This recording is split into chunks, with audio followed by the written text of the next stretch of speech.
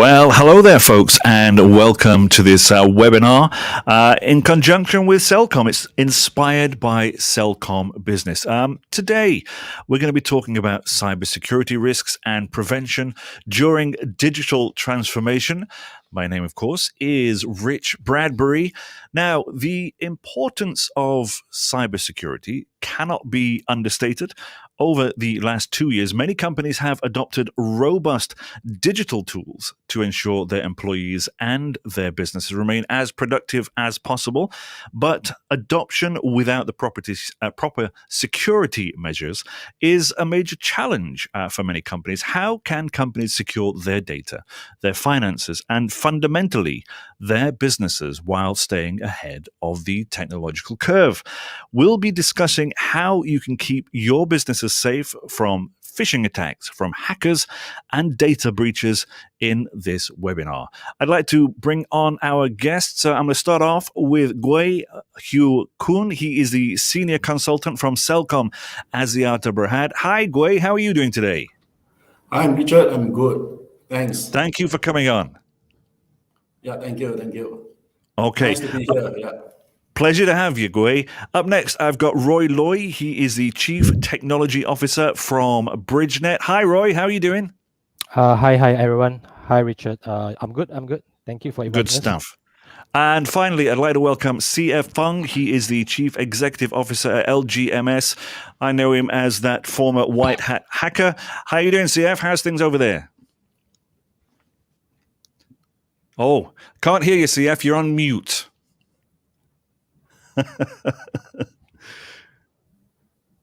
We'll just wait a second while see. Hi, Richard. How about now? Hi, everyone. Yeah. There we go. You see, this is the problem with the pandemic and technology. You Exactly. think, everybody's supposed to be on the ball, and every now and again we have a little bit of a slip up.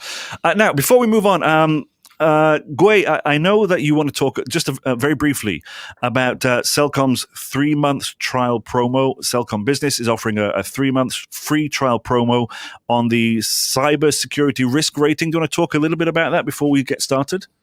Yeah, thank you, Richard. Today, Celcom, we offer a 3-month free trial for the cyber risk rating services for customers to gain access of their cybersecurity posture.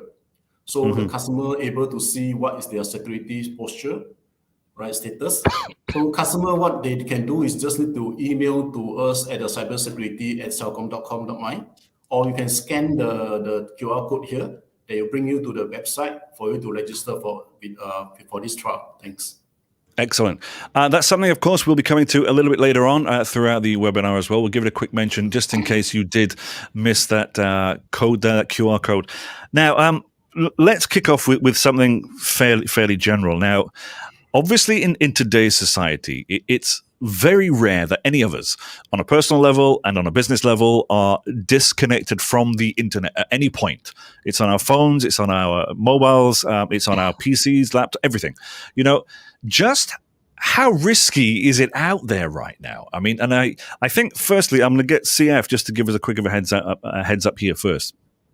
I think you're absolutely right about the connectivity now.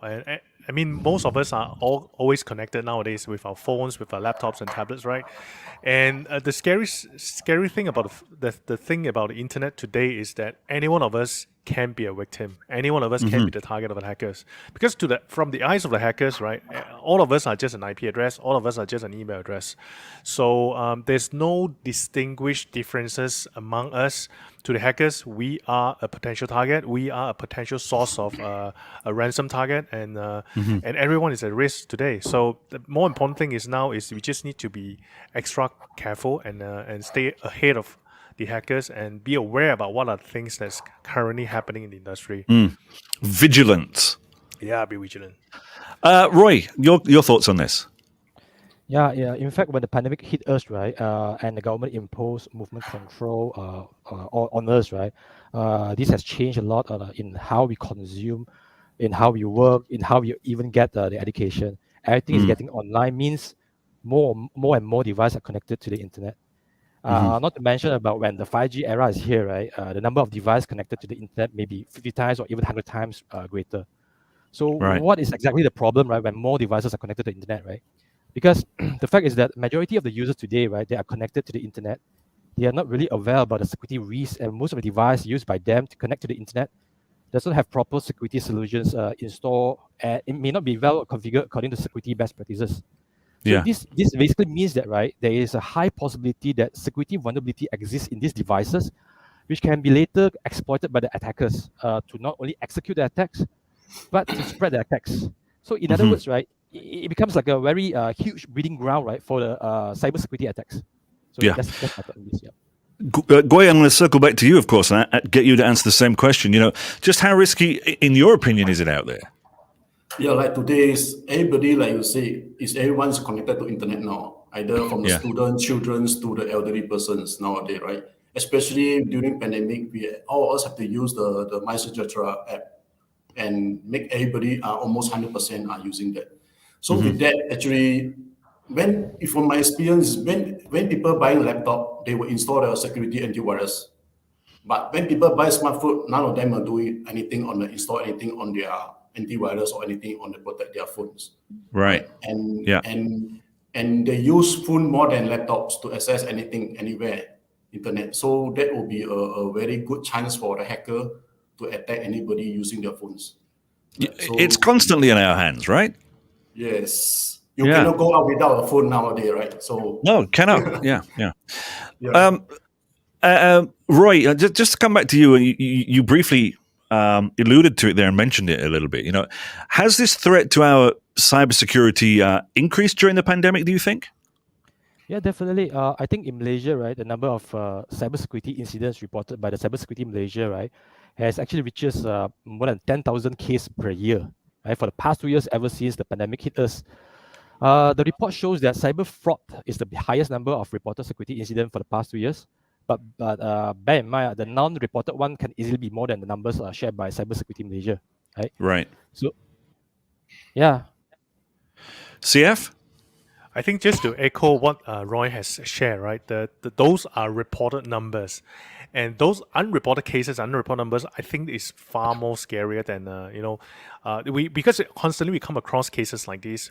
People come from all different levels of society and organizations seeking for help, seeking for advice, and many of these cases are not reported. In fact, in Malaysia, we do not have a law that mandates organizations or businesses to report cyber attacks, and this also aggravates the whole situations because when nobody reports the cyber attacks and cyber incidents, right, and we always live in a false impression that we are a small country, we are fine, Yeah.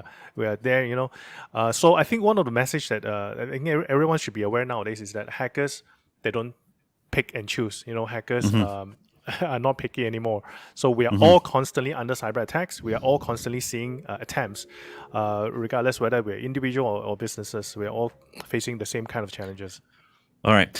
Folks, for those of you that are watching at home or via Facebook or wherever you are, don't forget, if you do have any questions for us here on this panel, please post them in the comments section below on Facebook, and we'll try and get our panel to answer them as best as we can. Goay, I just want to go back to you and on that same line of questioning. Over at Celcom Business, of course, have you seen cybersecurity risk, more during the pandemic? Yeah, it's actually just on what Fong and Roy mentions, right? In the global research shows that 81% of the global organizations actually they experience the increase of cybersecurity threat during this COVID-19. 81%. That's what research shows. 81%. Yeah, what research shows. But what Fong trying to say is we are not sure and not reported. It can be maybe 90, which Right. which we Could be don't know, higher, right? yeah. Yeah, it could be higher. So like people work from homes, right, with less supervisions and less technical support and technical control by the cybersecurity expert from the company. No firewall, nothing to protect them from home. Actually, it will make a lot of chance for hacker to attack. Yeah, so that is how vulnerable are we. This just makes me think, it's okay, you're talking about these numbers that go unreported. Why don't you think people report them? What are they worried about? Why don't they want people to know? So yeah, let's hear from you. Yeah. Sorry, Goay, if you chime in, please. Yeah, because some company, maybe some of the company, they are small company, and then they are not regulated to report to anybody else, right? So that will be a Even lot so, of for larger advantage. organizations as well. For larger Uh-huh. organizations, I think the reputation and trust damages coming from reputation and trust are even far more significant compared with smaller organizations. That's why normally larger organizations, unless they're regulated, I mean they would prefer not to report the case to the media or to their partners Sure, or sure. suppliers, and that Yeah. also creates a kind of concern. Like if we are an organization, if we are running a business, how secure are our suppliers? Have our suppliers suffer any kind of cyber attacks? And if they do, we shall have a way to find out. We need to know, all right? So this also leads back to quite a number of incidents that happened last year relating to supply chain attacks, where suppliers of an organization got hacked instead of the organization themselves, but because of the hacking incident happened at the supplier level, and that propagates to the organization itself. So there's a lot of concerns nowadays that instead of just looking at security of our own, we also need to look at security of the third parties as well. Okay, folks, if you're only just joining us, we're discussing cybersecurity risks and prevention during digital transformation. If you do have questions, don't forget to pop them in the comments section below here on Facebook. Now, moving on, do you think that businesses are aware that these risks have increased during the pandemic? And if they are aware, what have they been doing to mitigate these risks? Roy, let's start with you here. Okay, based on our observation, right, I think medium to large enterprise customers, they are usually well aware and they are they have more concern over security threats than the smaller companies, right? Yeah.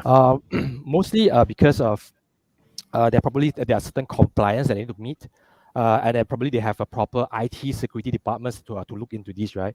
And I think mostly because and also because of due to the fact that usually more famous customers, right, are the targets of the attacks. Even though like Fong mentioned, right, attackers don't really choose, right? But if today I'm the attackers, right, I may want to choose to attack larger enterprise because there must be a real reason behind these attacks, right?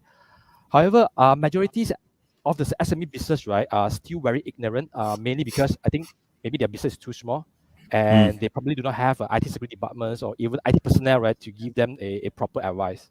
So that's my view. Yeah. I see both CF and Goay nodding in agreement here. Who wants to go first? Goay, let's hear from you first.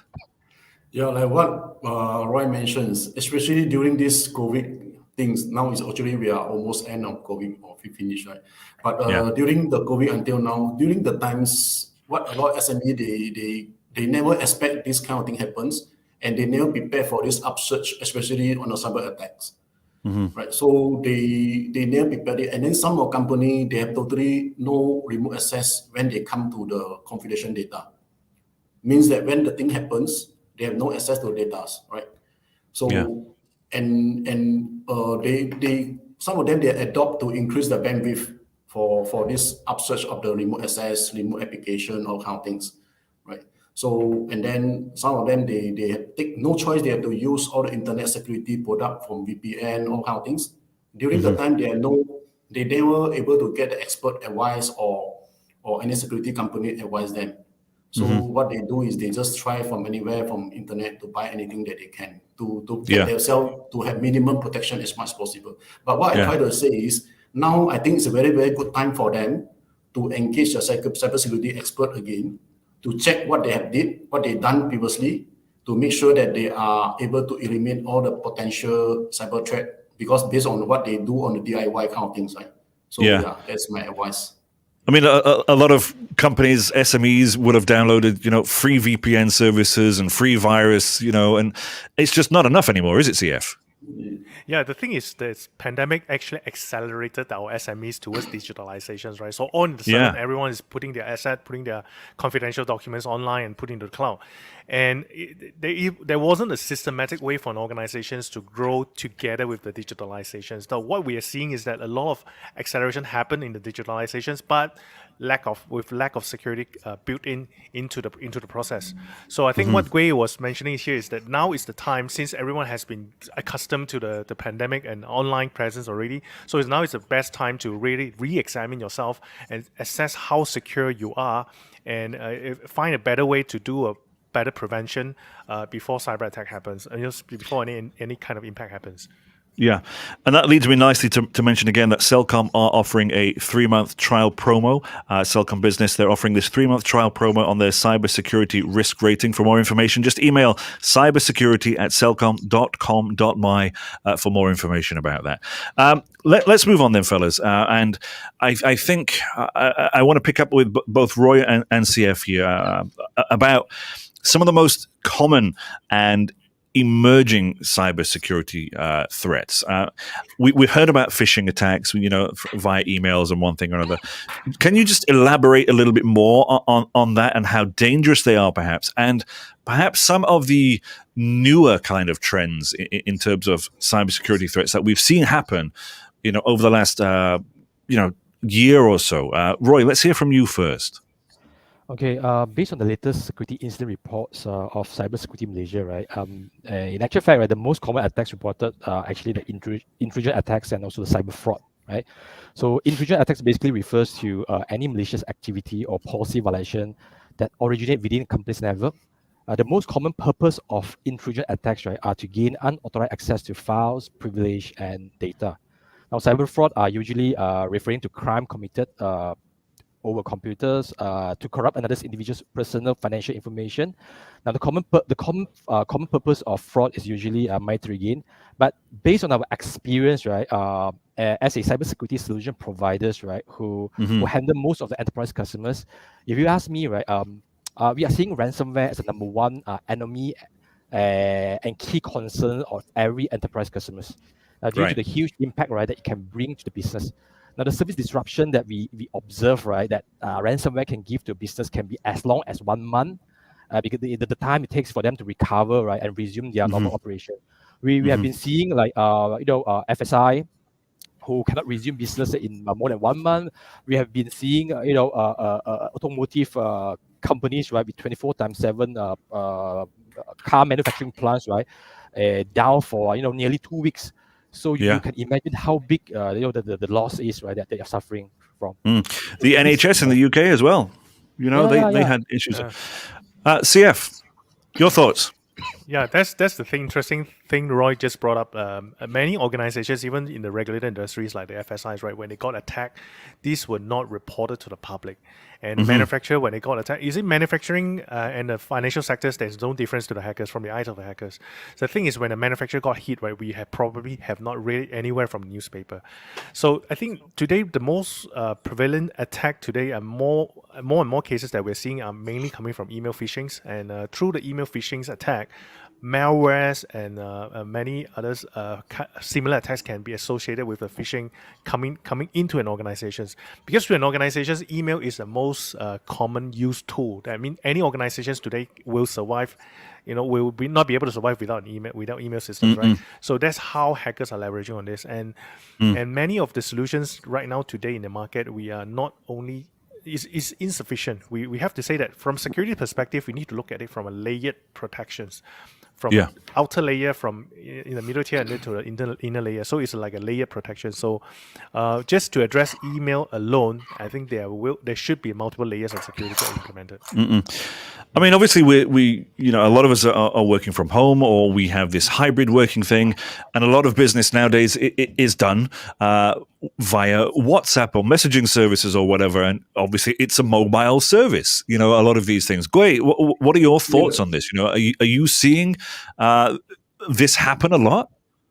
Yeah, actually, I want to add is what they mentioned just now. So now today, according to the research, mobile security reports, right, there's almost 50% of company that experience the cybersecurity incidents, all because of they are involved in the malicious mobile application download by employees. So you download, like what Johnson mentioned, download a lot of freeware, all these kind of tools, whatever, without knowing that all those things happen behind, right?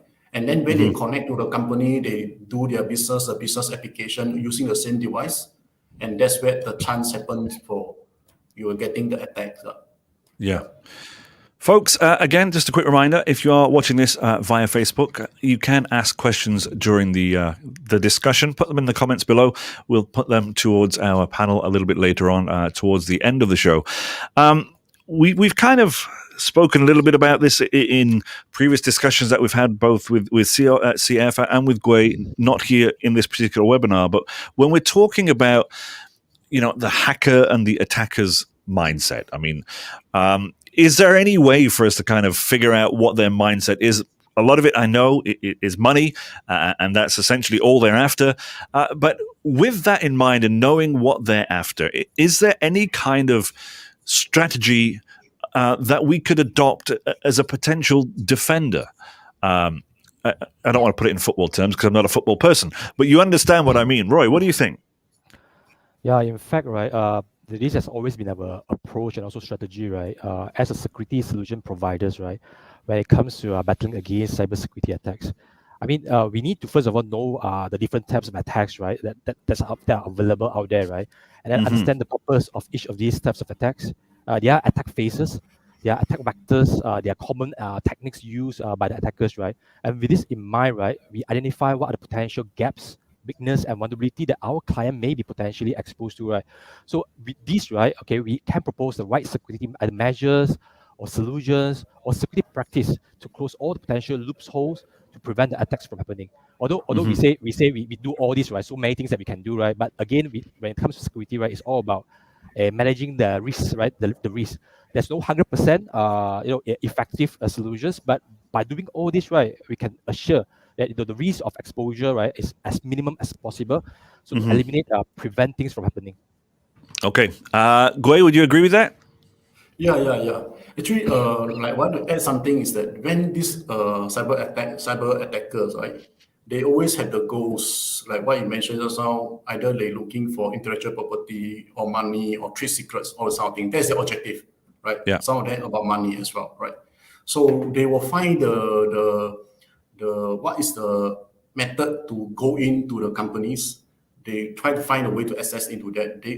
What they do, they can find what are the security exposure on the company from the external parameters, or they also target the key individuals of the employees from the social media, from email, whatever's, right?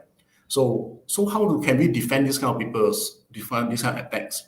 So we need to embrace last time previously Fong was mentioned that attacker mindsets. We need to embrace that, how they think to improve our securities. We need to think like them, right? But the problem is most people like us, we never think like attackers or we never think like hackers, right? Because we are always think of how we make the things work.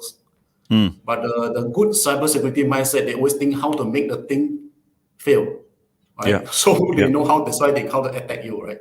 That is one thing that we need to know. So I want to put last thing is that we need about the art of war from Sun Tzu. If you know the enemy and know yourself, you will not fear for the result of 100 battles. But if you know yourself, not the enemy, for every victory gained, you will also settle with defeat. But if you neither know yourself or enemy, you will succumb with every battles. So better know our enemy to survive. Brilliant. We're getting schooled here in philosophy here on a webinar. CF, now, Goay was just talking obviously about getting into the heads of these hackers, and you are a previous white hat hacker, and so you have an element of understanding of the motivations, I guess, and the way in which they do this. Can you just give me a couple of examples of, I mean, we said it's about money, it's about getting IP, whatever. Your thoughts on this? I think financial gain is still the ultimate goal of the hackers. Number one, financial gain, yes. Of course, there are other agendas, like some hackers may have political agendas. They want to spread the propaganda, they want to take over a website, or they are state-sponsored hackers, nation-sponsored hackers who infiltrate into organizations or infiltrate into government agencies for specific purposes. But what I would like to share here is to also change the paradigm that most of the time when we talk about hackers, right, we always have the assumption that the bad guys are out there. We always, since the time we grow up, we were taught that hackers are outside, the bad guys are outside, but hoods up and glass shades on and green screens. We have a stereotype of hackers, but the thing is in the cyber world, anyone could be a hacker. Employees could be hackers. Your trusted aide, your trusted associates could be a hacker innocently as a hacker. You see, today we can no longer just assume that the bad guys are out there. The bad guys could be very well within your organizations, with sitting next to you, and they could be accomplice with the hackers. They could be hacked by the hacker and then become the proxy of a hacker. So the thing is, now we also have to realize that the fact that today we need to think of something called the zero trust concept. Zero trust concept means that we trust no one. Anyone who claim to who they are, we need to have some kind of validation mechanism in place to actually authorize and authenticate the person. So that's why one of the paradigm shift I would like to highlight here is that the bad guys are no longer out there. The bad guys are within your organization, potentially within your organizations already. That's a bit of a scary thought, really, isn't it? Now, we've had a couple of questions from the audience, and now from Adeline, first one. Is there any way to check the safety standards of new software or solutions before implementing it across all of the workplace systems? Roy, I think you're probably best handle this right now. Yeah, there is, for example, right, today if you are using iPhone, right, we can safely say that most of the application published in the Apple App Store, right, are safe to use, and you can look at the review, and most of the app today, right, comes with a certificates, right, of trust. So whether you can trust the application or not, right. So this from the mobile perspective, but today if you are using a application, for example, we have application that are certified by Microsoft. We have application that have a trusted CA. In fact, website, for example, today if you access any website, let's say, for example, a Maybank to your website, right? If you notice, right, there's a lock just next to the URL that you're entering. So when you are accessing a URL with a non-trusted certificate, right, you will actually get a warning message. So again, education is very important, right? If all users are well educated at the first place, right? Okay, I think the chance, the possibility of having a hack or having being used as a victim, right, or used as a proxy of attacks, right, will greatly reduce. Yeah, CF. Yeah, I think the question is referring to the checked the security of the software, right? Like what Roy mentioned, if you are referring to mobile applications, do make sure that the software itself is origin from the mobile application store. Like if you get it from Google, make sure you download the software from Play Store and Apple as well. So on the other hand, if you're looking to develop your own software and then you want to make sure that your software, when it rolls out, it is secure before it rolls out, you can always do a self-assessment or even engage a professional to do the test on the software for you. So I think this is quite a norm nowadays, because anytime we roll out, let's say if we are going to roll out new software to a huge populations, we just need to make sure that the software is secure, because once the software has been rolled out, it is very hard to call it back. And once the hackers are able to identify a loophole, and then that's where all the exploitation is going to happen. Okay, folks. Again, like Adeline, if you have any questions, drop them in the comments below. We'll get them. We'll get to them as soon as we can. Goay, I want to circle back around to you and ask you a different question. Is in your opinion, what do you think are some of the proven best practice defenses that businesses and individuals need to follow to avoid being a victim? I mean, CF just a moment ago, zero trust. CF is suggesting. You know, what other options do you think people have right now? Yeah, like what just now they mentioned, right? So actually, there's quite a lot of best practices outside. Actually, it's user behaviors, right? So we need to educate the employees of the cybersecurity. That's very, very crucial. That zero trust kind of mindset that Fong mentions. So as long as the user are always have the kind of alerts, you will be solve a lot of problem from the company to be attacks. That's number one, right? So education is very, very important, right? So the other one is very simple thing. Also, is a free way kind of things. Is tighten your security password policies, right? So user need to change the password frequently. Kind of things. It's a knowledge everybody know, but hardly many company practice or individual practice. I am guilty of that. Yeah, they also mix their social media password and the company password all same. Once you attack it, you get everything. So the hacker will like this kind of users. But actually, this is a free kind of thing. We don't call it. It's a bad practice, but it's a free kind of things. Right? Yeah. So it's a shift in our mindsets as well, isn't it? Yes. Yeah. Okay. A lot of people take for granted, but too bad. Yeah.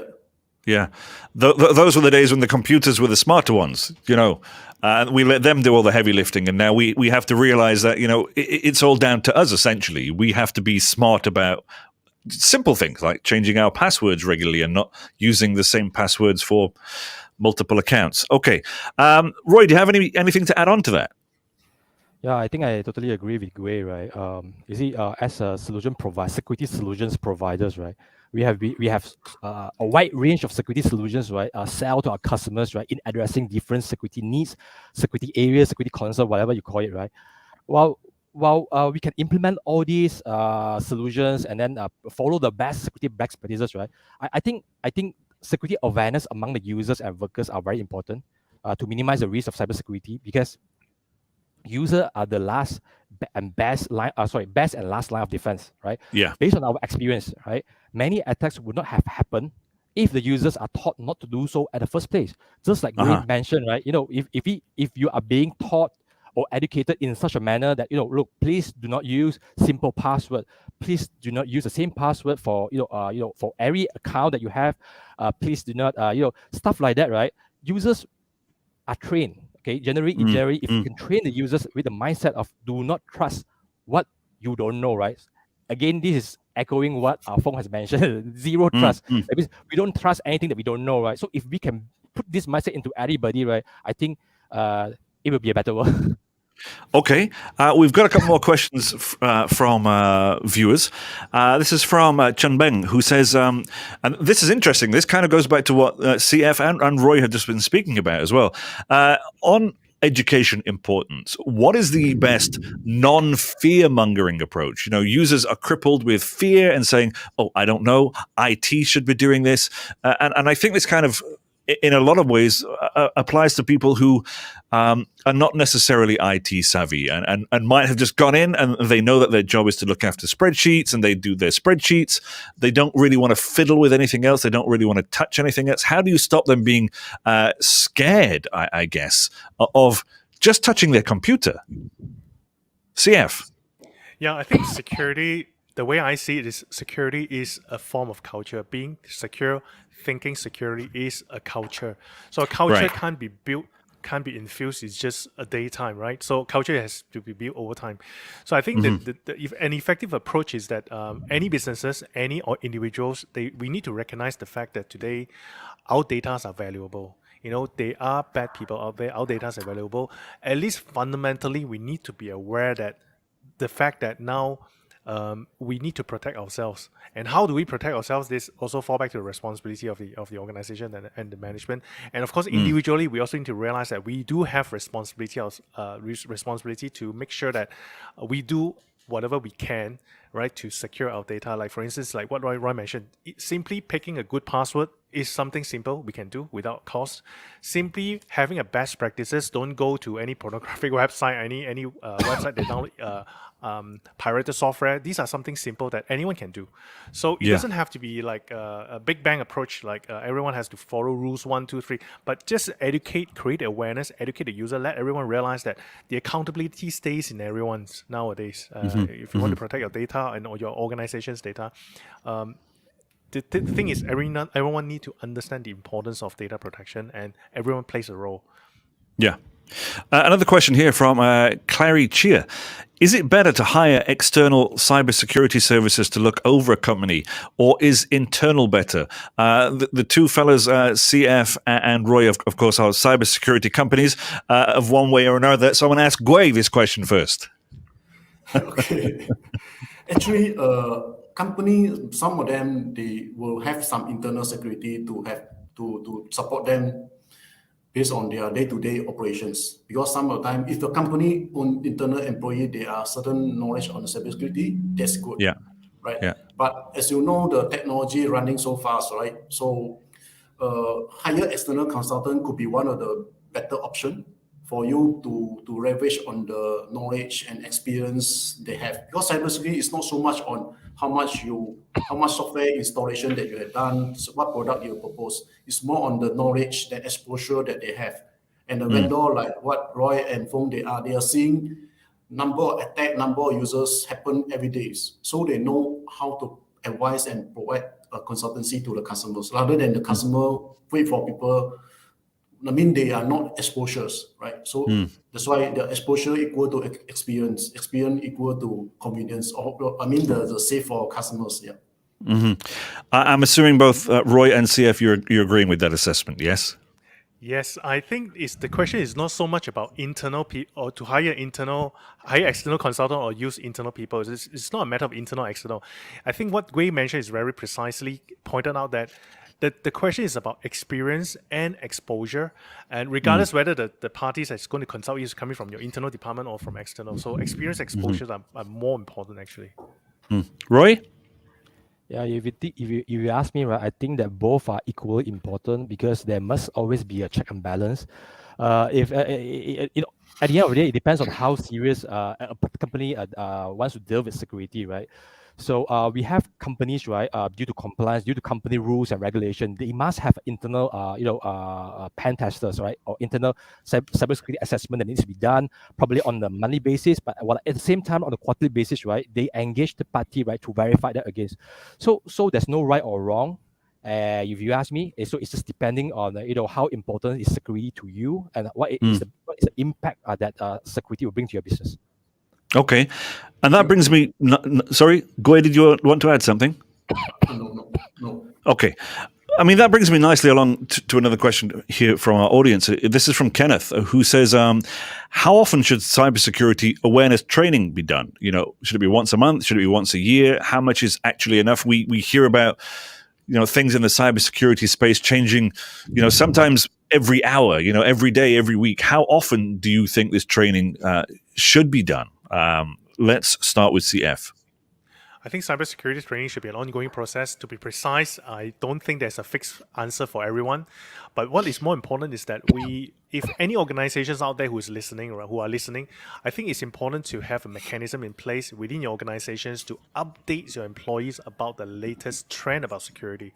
So because things are so fluid and so dynamic in the IT world, IT security industry, so as long as you have some kind of mechanism, a formal process to update your employees, the frequency of trainings, I think, is entirely up to an organization. So some organizations do it half a year, every quarterly, and depending on the nature of the business, if you're in a high-risk industry, probably you want to do it more frequent. But if, let's say, you're in a more conventional and then you have proper protections in place, maybe once a year, twice a year, I think the fallback to the important thing is, do you have a mechanisms, a systematic way to update your employees about latest threats? Because latest threats can be discovered anytime.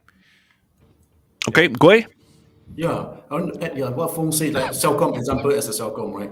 When employee join, the first thing they have to go through the assessment, go through the certification training is a must, right? So day one, so make sure that zero trust set up in their mind.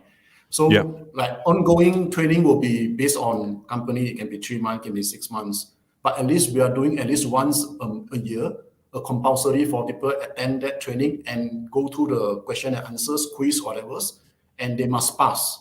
Until you pass, then you can continue.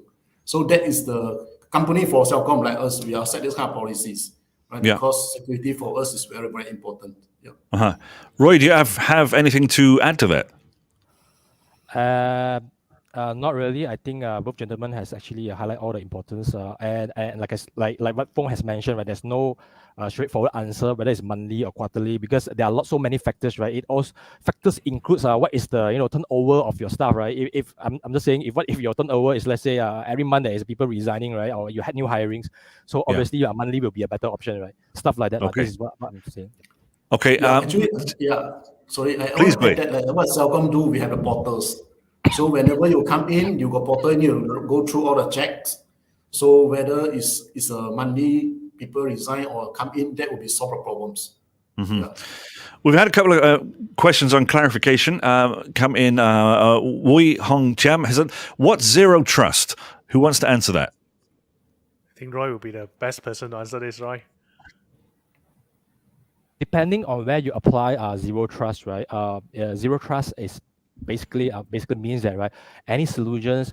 Okay, first of all, let's talk about from the user's perspective, right? When we say zero trust means we don't trust what we don't know, right? If today without given any trainings, right? If I have this basic mindset of I don't trust anything, I don't know if I receive any email with any kind of attachment that I do not know who is sending to me, right? I will not open the attachment, for example. If I see any email sent by anybody I don't know, I don't even read the email, for example. So this is what we know, what we understand as zero trust. But of course, in the cybersecurity vendor world, right, zero trust can also be referring to solutions that enable zero trust mechanism, right? Because take remote access, for example, because like Goay has mentioned, right? The pandemic has actually changed how we work. In the past, right, 90% of the users, 90% of the workers actually work 90% of the time in a company, right? But now the pandemic has changed the behavior, right? I would say probably not 90%, but at least I think 50% of the staff, right, actually working 90% of the time, right, at home, right? So what are the way of enabling the users to work securely but remotely, right?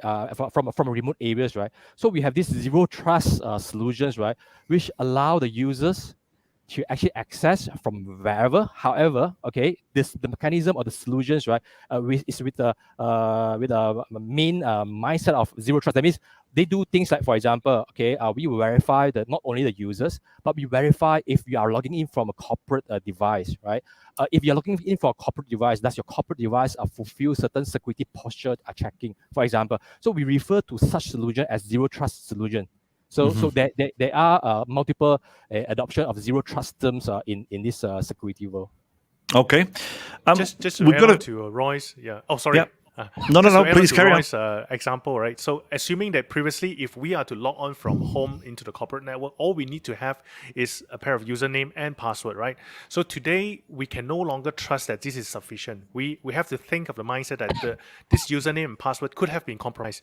It could have been on the hands of the hackers. So we don't trust the username and password alone. So what we are going to trust, if we are going to even evaluate the kind of devices they are logging in, the IP address, the source address they are logging in, and by combining all these different validations, then only we decided that whether do we going to trust this remote user or not. Okay. I hope that's cleared up a few questions from some people who've been tuning in. Goay, I want to move on to you because we're running out of time a little bit here. Now, when we are thinking about the future, what should we be considering in terms of cyber security? How do you think we should evolve as businesses and individuals who use data on a daily basis, who's the internet on a daily basis? What's your thoughts on this? In future, let's say in next 10 years, right, the cloud will be very, very fast. I believe cloud will be very, very fast and very, very cheap and very, very easy for people to use it. Either user or developer to develop anything into the cloud will be very easy. And that hence, when a lot of people go there, means a lot of attacker or hacker will come. That's where the money is, right? Right. So that will be increase a lot of vulnerability in the cloud, right? Yeah. So that's hence during the time, I believe there will be a lot of new cybersecurity technology that attack or handle this kind of vulnerability or this kind of attack. I believe so. Yeah. So So that will be few technology I think will be evolved during the time will be the biometric based kind of technology authentications, right? There will be no password kind of things already. It will be biometrics authentications, or even though on the mobile devices, right? Today we have thumbprint kind of thing probably involved will be much more advanced in the future with the AI, the kind of things inside. But you see, when AI, you're talking about AI, hacker will also using AI to attack you. They also leverage on AI. So AI can be double sword kind of things. It can be defense you, and it can be used by attacker to attack anybody's. Yeah. But imagine that if hacker using AI to attack people's, means that they can attack you 24/7 non-stop. And during the time, if anybody are not properly defense, they will be easily attacked by the AI hackers. That will be how scary is that? Yeah. I mean, I hear a lot about things. We're moving on from, whether or not it is biotechnology or whatever, and we're talking about voice activated softwares and things like that, and how it's supposed to be very accurate. My job, obviously, I use my voice a lot. Yet I can pick up a piece of software for relatively nothing that can emulate my voice and sounds identical to my voice, and that's what I'm looking at. That's what I'm worried about in the future. CF, is that something you understand as well? Yes. Is that something you're concerned with? Yes, yes. In fact, what is more prevalent, what is upcoming, right? What that's causing concern in the security industry is also not just on the fake voice, but fake video. There's something Yeah. called the deepfake technologies that Yeah. allows Yeah. one to, impersonate as another person, and these kind of that's the thing about cybersecurity. Things are keep evolving, and we are now at the pace that we have to constantly make sure that we are ahead of time, ahead of the technologies, understand how the technology works. So this is also the challenge for many organizations today. We need to stay abreast. We need to get informed.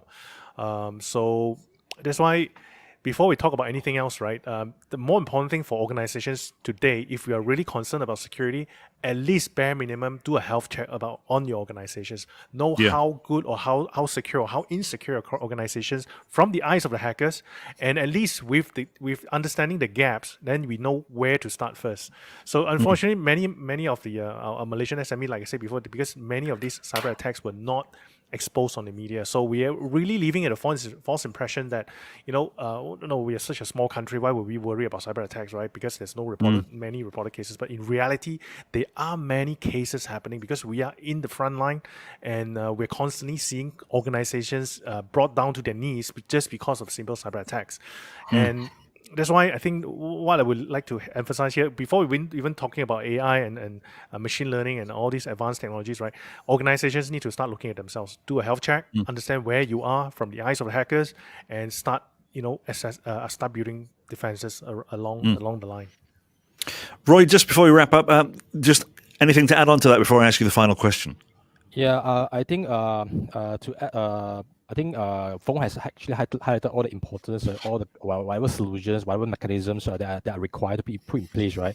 And what most organization need, right? But again, I just want to re-emphasize this, right, that security awareness is very important. Probably like because you talk about futures, right? I think students in Malaysia during their primary school or secondary school should be trained about cybersecurity, because the pandemic has changed us so much, right? That even kids now are required to stay connected to the internet for education, right?